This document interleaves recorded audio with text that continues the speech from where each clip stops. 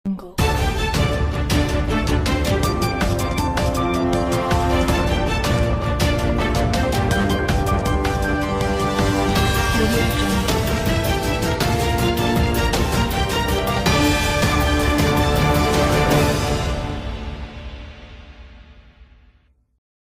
Association editors association ప్రెసిడెంట్గా ఉన్న వ్యక్తులు ఒక సాక్షి ఛానల్లో కూర్చొని అమరావతి గురించి మాట్లాడారు అంటే అమరావతి మహిళల గురించి మాట్లాడారా, రాష్ట్రంలో ఉన్న మహిళల గురించి మాట్లాడారా ఆ రకంగా అన్నది పక్కన పెడితే ఇది ఆంధ్రప్రదేశ్ రాష్ట్రం తాలూకా గౌరవాన్ని భగ్నం పరిచే విధంగా ఈరోజు మాట్లాడటం.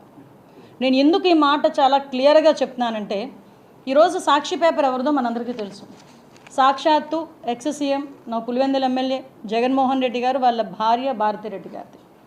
సో అక్కడ కూర్చొని అమరావతి గురించి అలాంటి మాటలు మాట్లాడడం నాకు తెలిసి వైసీపీ వాళ్ళు కూడా హర్షించకూడదు, వాళ్ళు కూడా ఎట్టి పరిస్థితులను యాక్సెప్ట్ చేయకూడదు. ఇది ఇంకొకటి ఏంటంటే అమరావతి అంటేనే జగన్మోహన్ రెడ్డికి ఒక రకమైన అక్కసు.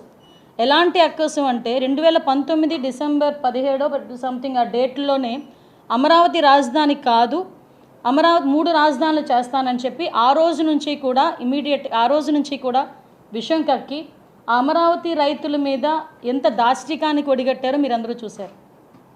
చాలామంది అమరావతి మహిళా రైతులు అమరావతి గురించి మాట్లాడేటప్పుడు అప్పుడు ఇప్పుడు మండలి మన బొత్స సత్యనారాయణ గారు ఆయన ఆ రోజు అదొక శ్మశానం అని మాట్లాడిన సందర్భాన్ని కూడా ఈరోజు గుర్తు చేయాలి. అట్ ద సేమ్ టైం ఒకానొక సందర్భంలో కొంతమంది అది అమరావతి కాదు కమరావతి అని చెప్పి మాట్లాడిన సందర్భాన్ని కూడా ఈరోజు మీకు గుర్తు చేయాలి. అంటే ఇది స్టెప్ బై స్టెప్ ఈరోజు ఏదో అక్కసిగా బయటకు వచ్చి అమరావతి గురించి మాట్లాడిన సందర్భాలు కాదు ఇవి.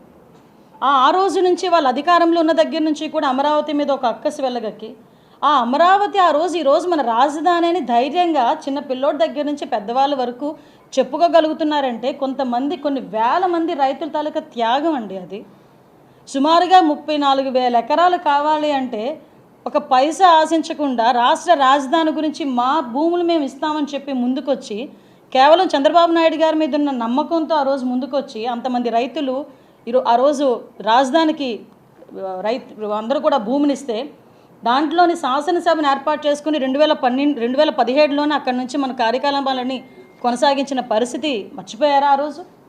అదే అసెంబ్లీలో చాలా సందర్భాల్లో మీరు కూడా అక్కడి నుంచి మాట్లాడిన సందర్భాలు కూడా మర్చిపోయారా జగన్మోహన్ రెడ్డి గారు?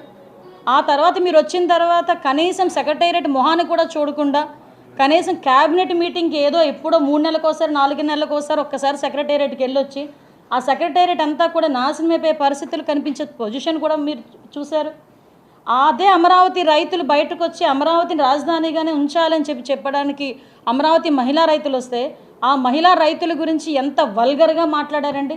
వాళ్ళు కట్టుకున్న చీరల గురించి కూడా తప్పుడుగా మాట్లాడిన సందర్భాలు మర్చిపోయారు అందరూ.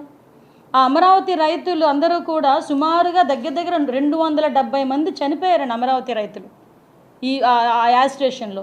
సుమారుగా 1630 రోజులు వాళ్ళు యాజిటేషన్ చేశారు. ఇది కాక న్యాయస్థానం నుంచి దేవస్థానం అని చెప్పి అమరావతి నుంచి మన తిరుపతికి పాదయాత్ర చేశారు. 45 రోజుల పాటు పాదయాత్ర చేశారు. ఆ పాదయాత్ర చేసిన టైంలో ఎంతమంది ఎన్ని అడ్డంకులు సృష్టించారు. వాళ్ళు తింటున్న భోజనంలో మట్టి కొట్టారండి.